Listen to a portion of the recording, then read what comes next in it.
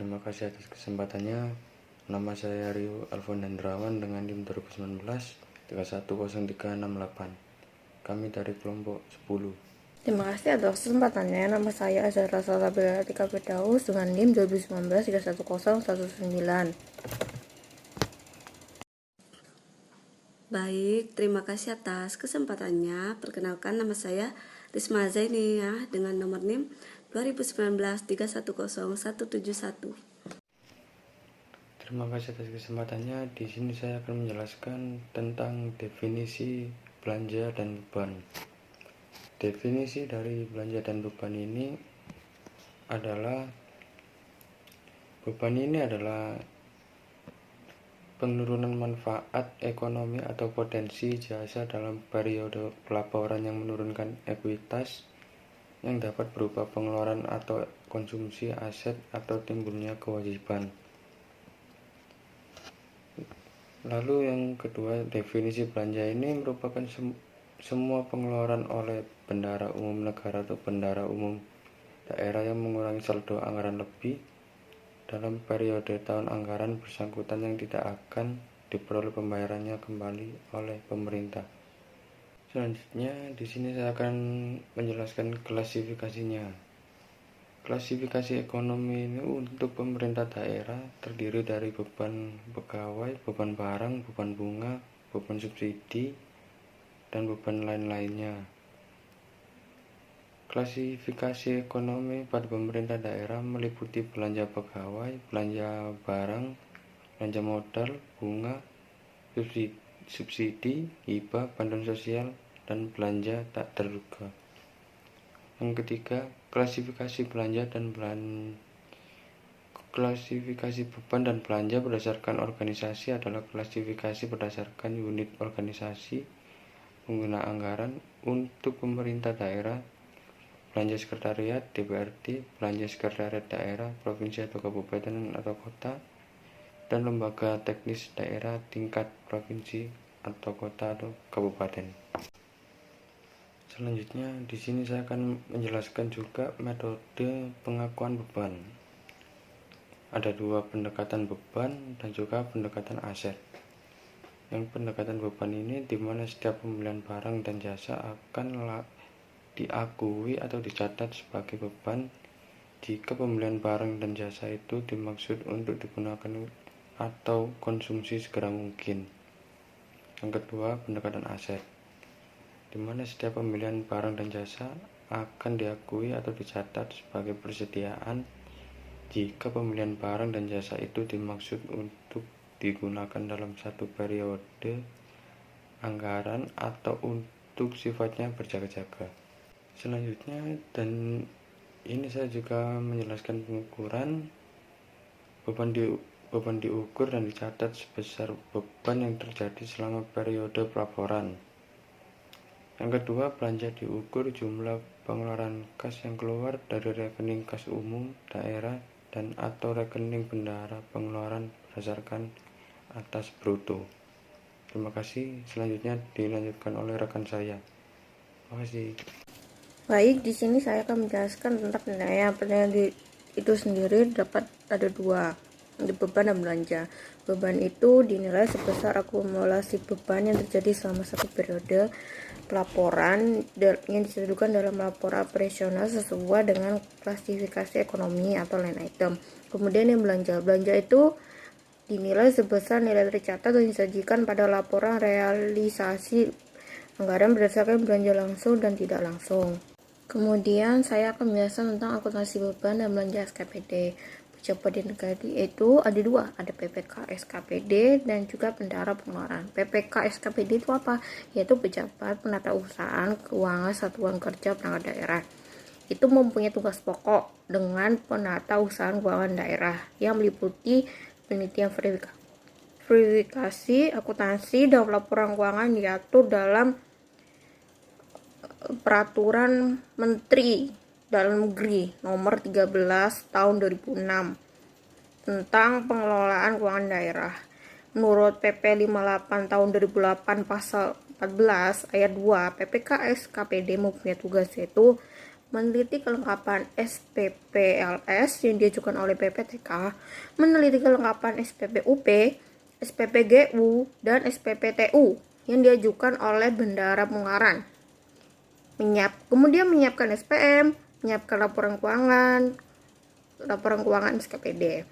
Kemudian saya akan menjelaskan tentang Bendahara Pengeluaran. Bendahara Pengeluaran adalah orang yang ditunjuk untuk menerima, menyimpan, dan membayarkan, menata usahakan, dan mempertanggungjawabkan untuk keperluan belanja negara dalam pelaksanaan APBN pada kantor atau satker, kementerian negara, atau lembaga.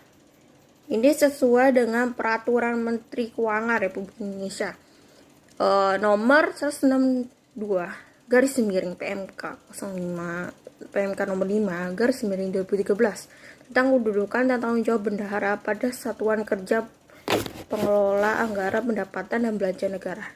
Kalau rekan-rekan masih belum paham atau masih belum mengerti tentang tugasnya, silakan cari aja di undang-undang tersebut yang saya sebutkan tadi. Kemudian saya akan menjelaskan tentang dokumen yang digunakan. Ada daftar gaji, SP2D, NPHD, surat berjanjian, surat keputusan kepala daerah, PST, dokumen yang dipersamakan, kemudian ada bukti memorial. Kemudian saya akan menjelaskan tentang akuntansi belanja barang dan jasa. Pencatatan untuk belanja barang dan jasa yang dilakukan untuk LO dan LRA itu berbeda. Di akun LO itu yang merupakan basis yang namanya beban. Nah, itu nanti belanja barang dan jasa nanti dijadikan sebagai persediaan. Jadi, misalnya kita membeli sesuatu, maka pembelian itu akan menjadi persediaan itu sendiri. Dan untuk LRA itu merupakan basis realisasi anggaran, ya kan? Itu kan berarti kita memakai namanya uang untuk anggaran gitu. Nah, itu dalam pembelian barang dan jasa digunakan istilah bahan habis pakai. Kemudian, jika suatu SKPD membeli barang dan jasa dan SKPD tersebut memiliki tugas sebagai pemungut pajak dari penjual, maka pajak dipungut diakui sebagai utang pajak. Kemudian, pada akhir periode, nilai persediaan akan dikurangi sebesar nilai persediaan yang habis dipakai. Dengan demikian, perlu dibuat jurnal penyesuaian untuk mengurangi persediaan tersebut. Kemudian saya akan menjelaskan tentang pengungkapan belanja dan beban. Belanja dan beban itu diklasifikasikan menurut klasifikasi ekonomi. Itu kan kalau belanja kan jenisnya belanja dan beban jenisnya beban, tentu saja ya kan. Itu organisasi dan fungsi. Klasifikasi ekonomi adalah pengelompokan belanja dan beban yang berdasarkan pada belanja yang melaksanakan satu aktivitas. Jadi konsultan belanja analisis mengenai yang menyebabkan terjadinya selisih antara anggaran dan realisasinya sangat disarankan untuk diungkapkan pada catatan atas laporan keuangan. Masih sempatnya kan saya akan menjelaskan tentang klasifikasi beban dan kewenangan. Ada beban operasi atau LO. Nah, LO ini mempunyai beberapa beban.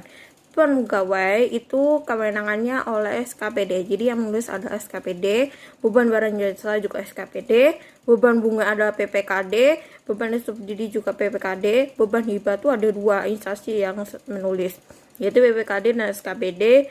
Kemudian beban bantuan sosial yaitu PPKD, kemudian beban menyusun tanda amortisasi itu SKPD yang menulis, beban penyisiran piutang dan beban lain-lain juga ditulis oleh SKPD. Kemudian ada beban transfer bagi hasil pajak daerah PPKD, beban transfer hasil pendapatan lainnya PPKD, beban transfer bantuan keuangan ke pemerintah daerah lainnya PPKD, beban transfer bantuan keuangan ke desa PPKD, beban transfer bantuan keuangan lainnya BPKD, beban transfer dana otonomi khusus BPKD. Kemudian ada defisit non operasional, beban luar biasa juga yang menulis juga BPKD. Yang berbeda cuma beban hibah, karena hibah itu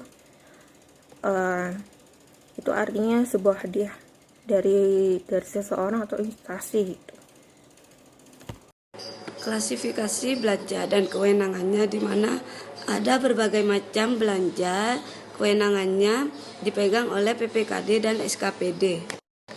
Adapun perbedaan beban dan belanja dari segi ukur dan diakui jika beban berbasis akuntansi akrual, sedangkan belanja yaitu akuntansi kas.